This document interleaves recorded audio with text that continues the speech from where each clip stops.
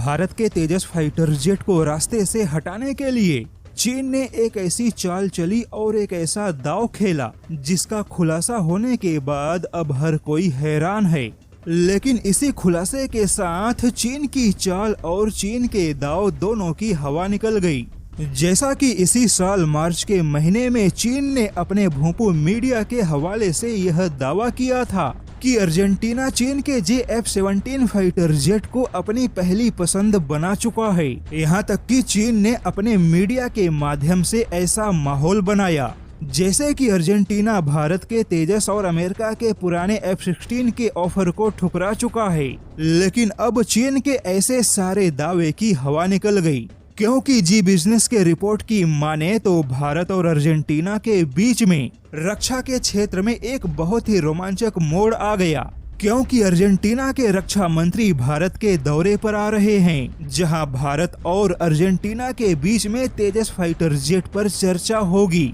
और केवल चर्चा ही नहीं बल्कि भारत और अर्जेंटीना के बीच में पहले चरण में कम से कम 15 तेजस Mk1A खरीदने पर विस्तार से चर्चा होगी। अब अर्जेंटीना से आ रही ऐसी खबरों के सामने चीन के उस झूठे दावे की हवा निकल गई, जिसमें चीन प्रोपेगेंडा फैलाकर अपने मीडिया के माध्यम से ऐसी झूठी खबरों का जाल फैला रहा था, जैसे कि मानो अब अर्जेंटीना के सामने चीन के F-17 फाइटर जेट के अलावा कोई विकल्प बचा ही ना हो। जैसा कि चीन झूठी खबरों को फैलाने और झूठे प्रोपेगेंडा को सेट करने में माहिर है, और अर्जेंटीना में अपने F-17 फाइटर जेट के लिए भी चीन ऐसे ही झूठे प्रोपेगेंडा को सेट कर रहा था। लेकिन चीन के झूठ की पोल खुल गई और अब अर्जेंटीना चीन के F-17 पर नहीं बल्कि भारत के तेजस फाइटर जेट के लिए रक्षा मंत्रालय के लेवल पर बातचीत कर रहा है।